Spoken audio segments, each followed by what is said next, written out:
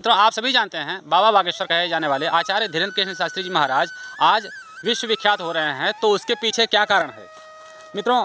वैसे तो बाबाओं की कमी नहीं है, हर रोज़ नए नए बाबा आते जा रहे हैं। और यही नहीं, मन की पर्ची बनाने वाले जो पर्ची बनाते हैं, मन की बात बता देते हैं, ऐसे बाबाओं की कमी भी नहीं है। धीरेन्द्र शास्त्री महाराज से पहले भी ऐसे कई बाबा रहे हैं जो कि पर्ची बनाते थे और लोगों की मन की बात बता दिया करते थे। आज भी तमाम ऐसे बाबा हैं और रोज़ कोई ना कोई बाबा निकलते जा रहे हैं। लेकिन एक धीरेन्द्र शास्त्री जी महाराज ही इतना पॉपुलर, इतना फेमस क्यों हो गए और कैसे हो गए, आज की वीडियो में हम यही आपको बताने वाले हैं। मिली जानकारी के मुताबिक धीरेन्द्र कृष्ण शास्त्री जी महाराज 2012 और 13 से ही पर्चियाँ बनाने का खेल करते चले आ रहे हैं। ये मन की बात बता देना, ये पर्चियों पे लिख देना, ये दूसरों की जो समस्याओं का निवारण करना, ये सारा काम 2013, 12 और 13 से ही गुरुदेव महाराज करते चले आ रहे हैं, जब उनकी उम्र काफ़ी छोटी थी।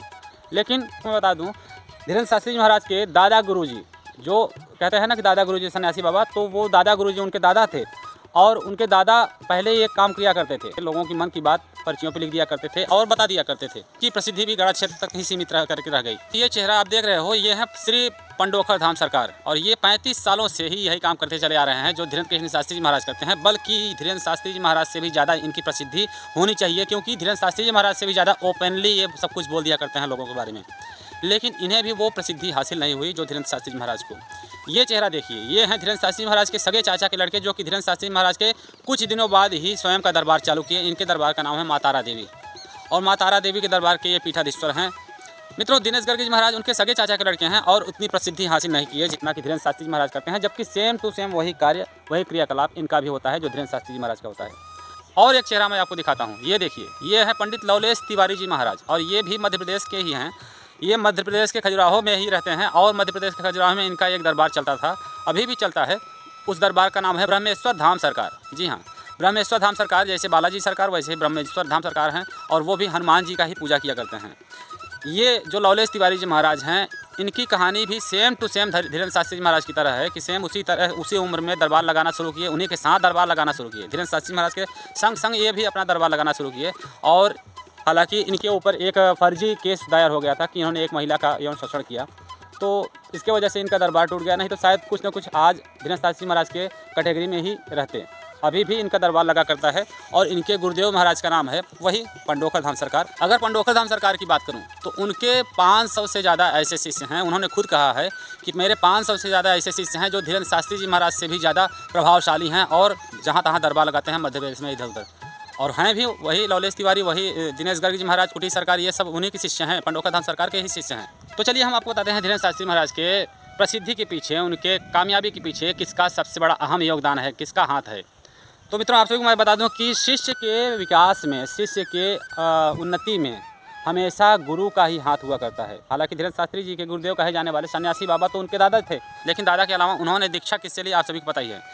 जगत गुरु श्री राम भद्राचार्य जी महाराज, जो कि जन्मांध हैं, और वो 18 पुराणों, 6 शास्त्रों और 4 वेदों के प्रसिद्ध ज्ञाता हैं। तुलसी पीठाधीश्वर जगत गुरु श्री राम भद्राचार्य जी महाराज के परम शिष्य श्री धीरेन्द्र कृष्ण शास्त्री जी महाराज जब उनसे दीक्षा लिए, जिस वर्ष उन्होंने उनसे दीक्षा लिया, उसी वर्ष से उन्हें प्रसिद्धि मिलनी शुरू हो गई। उन्हें एक दैविक कृपा मिल गई, कहें या फिर जो भी कहें, कि गुरुदेव महाराज की ऐसी आशीर्वाद हुई कि धीरेन्द्र शास्त्री महाराज को वैसे भी लोग जानने लगे, क्योंकि जगत गुरु राम भद्राचार्य जी महाराज आज से नहीं, पूर्व से ही काफ़ी ज़्यादा प्रसिद्ध रहे। हालांकि आज उनकी प्रसिद्धि धीरेन्द्र शास्त्री महाराज से थोड़ी डाउन चल रही है, लेकिन एक समय था जब धीरेन्द्र शास्त्री महाराज की प्रसिद्धि इतनी नहीं थी जितनी कि धीरेन्द्र शास्त्री महाराज के गुरुदेव महाराज की थी। जगत गुरु महाराज को कौन नहीं जानता, हर कोई जानता है। विश्वविख्यात हो रहे हैं जगत गुरु राम भद्राचार्य जी महाराज, जो तुलसी के पीठाधीश्वर कहे जाते हैं। उनको भारत सरकार ने कई बार पुरस्कृत किया है, उन्हें पद्म विभूषित भी किया है। आज राम मंदिर का जो प्रस्ताव पारित हुआ है अयोध्या मंदिर के लिए, वो भी जगत गुरु राम भद्राचार्य जी महाराज के ही देन है। जगत गुरु राम भद्राचार्य जी महाराज, चूँकि आंखें नहीं हैं, फिर भी इतनी उन्हें ज्ञान है, इतने पुराण आज उन्हें याद हैं, कंठस्थ हैं, तो यह एक विशेष प्रतिभा के धनी हैं। पंडित जवाहरलाल नेहरू, इंदिरा गांधी और अटल बिहारी वाजपेयी ऐसे नेताओं से पहले से ही, पूर्व से ही उनका काफ़ी संपर्क है। आज भी पीएम मोदी से और योगी जी से उनकी काफ़ी बैठती है, और वही एक ऐसे जो गुरुदेव महाराज हैं जो कि खुल करके राजनेताओं के बारे में भी बात करते हैं। अभी हाल ही में चित्रकूट धाम में पीएम मोदी भी आए थे और उन्होंने काफ़ी स्वागत किया, और जगत गुरु जी ने उन्हें कामयाबी के लिए, अग्रिम चुनाव के लिए आशीर्वाद भी प्रदान किया। मित्रों, उन्हीं जगत गुरु जी महाराज जो फेमस हो चुके थे पहले से ही, उन्हीं के शिष्य होने के नाते आचार्य धीरेन्द्र कृष्ण शास्त्री जी महाराज को 50% प्रसिद्धि तो ऐसे ही मिल गई। उसके बाद में उनकी कलाएँ जो थी कि भाई मन की बात बता लेना, पर्चियों पर लिख देना, ये सारी चीज़ें, ये रहा दूसरा कारण।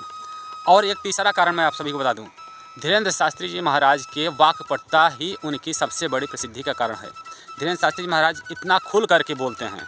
जब धीरेन्द्र शास्त्री जी महाराज ने पहली बार कहा था योगी जी बुलडोजर रखे हैं, हमारे पास भी पैसा नहीं है, हमारे पास पैसा होता तो हम भी बुलडोजर चलाते, तो हमें भी एक बुलडोजर ले लेना चाहिए, ऐसी बातें कुछ किए थे। तब धीरेन्द्र शास्त्री महाराज काफ़ी ज़्यादा लोगों में लोकप्रिय हुए। पहला वो संभाषण था उनका जो कि लोकप्रियता में उन्हें काफ़ी मदद किया। कि धीरेन्द्र शास्त्री महाराज खुल करके सनातन धर्म के लिए बोलते हैं और सनातन विरोधियों के लिए चेतावनी भरी बातें बोलते हैं, इसलिए भी काफ़ी फेमस हुए धीरेन्द्र शास्त्री जी महाराज। इतना खुल करके कोई नहीं बोलता है। तीसरा सबसे बड़ा प्रसिद्धि कारण 2023 के शुरुआत में ही आप सभी जानते हैं कि जब उनके ऊपर श्याम मानव ने एक आरोप लगाया कि वो अंधश्रद्धा फैला रहे हैं लोगों में, तो अंधश्रद्धा फैलाने वाली बात पे उन्होंने हज़ारों मीडिया पत्रकारों के सामने में ऐसा प्रूफ रखा, ऐसा सबूत रखा, इतना ललकार करके बोले कि वहाँ से धीरेन्द्र शास्त्री महाराज की कामयाबी का ट्रेन नहीं प्लेन चलने लगा और धीरेन्द्र शास्त्री महाराज विश्व स्तर पर आज भारत की यश का डंका बजा रहे हैं। तो ये रहा धीरेन्द्र शास्त्री महाराज के प्रसिद्धि का प्रमुख कारण और यही वजह है कि धीरेन्द्र शास्त्री महाराज के जैसे ही अन्य बाबाओं का उतना ज़्यादा बोलबाला नहीं हुआ जितना कि धीरेन्द्र शास्त्री महाराज का हुआ। तो मित्रों, उम्मीद करता हूँ जानकारी अच्छी लगी हुई। मिलते हैं अगले वीडियो में। जय श्री राम, जय बागेश्वर धाम सरकार के हर हर महादेव।